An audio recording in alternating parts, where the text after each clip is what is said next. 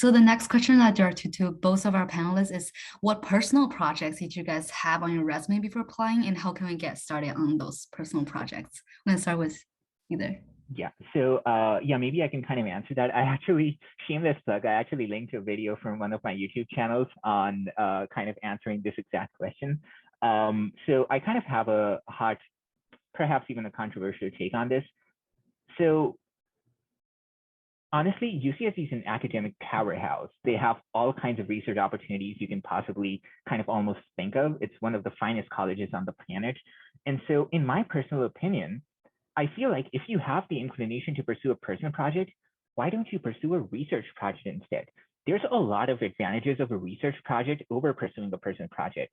If you can simply get to volunteer for a research project, you'll get access to, you'll kind of work on, first, you'll kind of work on problems, which might be kind of defined by professors, which might be like really well thought out problems and kind of like more technically challenging. You'll get to interact with like professors and graduate students and learn a lot from them and their experiences. You'll kind of know how to do research and how to solve problems. You can actually leverage the network of the professors and graduate students that you're working with, which I actually did to get my full-time job as well.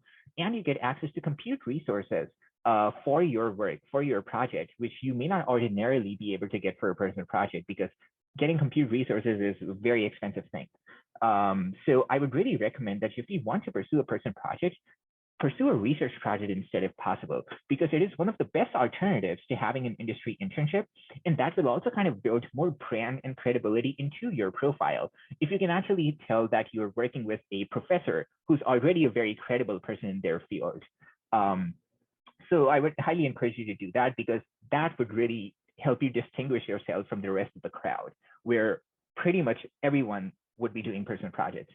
Everyone would be very passionate about them, but there's got to be something different about you that kind of like helps you get that foot into the door.